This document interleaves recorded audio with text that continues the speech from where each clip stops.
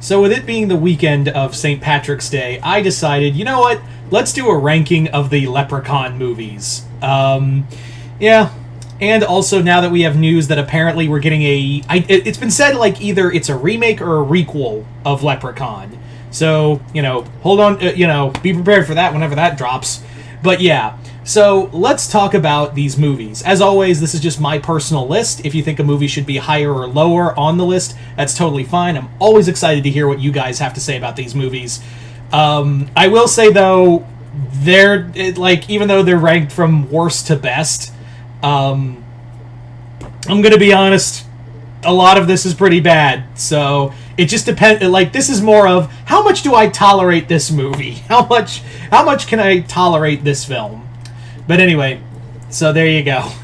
So starting off at the bottom of the barrel, like I said, we're going worst to best. At the very fucking bottom, Leprechaun Origins. Holy shit, is this movie bad. It's dark, not in a tone-wise, but in a lighting-wise. He looks more like a creature from the goddamn... Like, the Leprechaun looks more like the goddamn... one of the cave creatures from The Descent. Not only that, what sucks is Hornswoggle, because he's played by this was made by the WWE, Hornswoggle could have actually been, like, made a good Leprechaun. He was the Leprechaun monster, but, like, they made him look like a goddamn, like, hairless version of the Taco Bell dog. So, the acting's bad, the lighting's bad, everything. I've watched this movie only once, and I never want to watch it again. Fuck this movie. And it also, like, it's also, like, in bad faith with everyone, because this was the first movie without Warwick Davis, and honestly, I don't think Warwick could have saved this movie. Following that, to our next worst movie, we're going a little up, and these movies could honestly be interchangeable if I'm being real. Leprechaun in the Hood. This movie, while it does have, like, it doesn't take itself seriously. That's what I like about it, is that whereas Leprechaun Origins clearly wanted to take itself seriously, this movie thankfully does not take itself seriously, so I give it that. And you have, like, Ice-T in an afro pulling out a baseball bat out of his hair. You're not expecting much. Also have Warwick Davis rapping. It's kind of awesome. But still, this movie is just...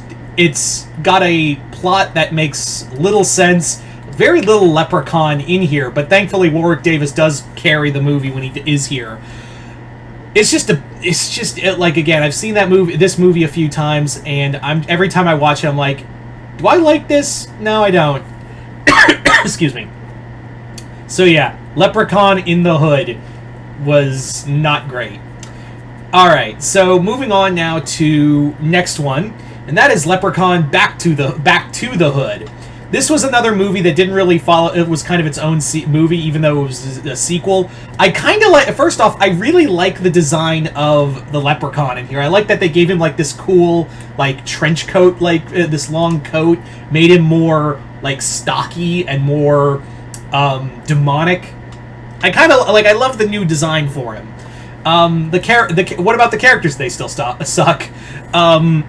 I do think the kills are a little more fun. I know people, like, back and forth say, like, oh, Leprechaun or Leprechaun Back to the Hood, which is better. I think it just depends on your taste. The characters still suck. Warwick, again, puts on his big boy pants and carries this movie. And, yeah, like, honestly, like I said, these first four movies are literally interchangeable for me and have minor things going for them of why... Except for Leprechaun Origins. It's literally the worst. These next three are like, I could honestly interchange them all and nothing would be lost. So, moving on, Leprechaun 4 in Space. Yeah. This movie also pretty much sucks. The effects are like... It knows what it is. That's what I think why I give it a little more edge, is because this movie knows exactly what it is and goes on its merry way. I can't fault it for that. When a movie, and to its credit, all the movies except Origins know what they are, they know what they're trying to be, and we don't judge them for that. They are just going on their merry way, and we're just all here for the laughs. So... That's what I like about that. And that's what I like about the movie, is that it's very much like, hey, we're not going to take ourselves seriously, neither should you, but the space jokes suck. Again, human characters suck, the effects are awful. I know this was on a budget, but goddamn, guys. And a lot of the jokes are just not good. The only thing that made it better was you have a leprechaun in space, and I will say that some of the kills are a little imaginative, but whatever. Jason X is still the best in-space horror movie. Fight me on that.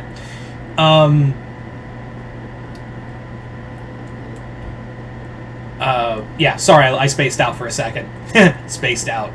Next up, this next half of the movies are movies I will actually like to watch again. Like, these are the films, if I want to watch Leprechaun, a Leprechaun movie, these are the ones I will watch. And to start off that list, the first one we're going to talk about, our next on our list, is Leprechaun 2. Leprechaun 2 is actually the first Leprechaun movie I ever watched. Yes, I have this weird thing where I always see the sequel first, but then have to get to the original film. So, Leprechaun 2, I think it does have some really cool kills. I think some of the human characters, especially the young characters, are pretty neat. I especially like... there's a great fan kill that I really liked. Of some guy... The leprechaun tricks a guy that he thinks he's seeing his crush and then sticks his face in the fan, just fucking gets butchered. I love that.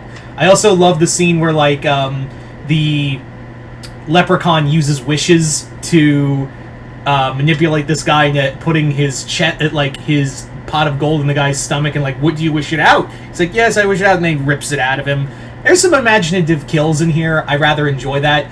Again, I think the two main characters are boring as shit, but I think everything around it works, if that makes any sense.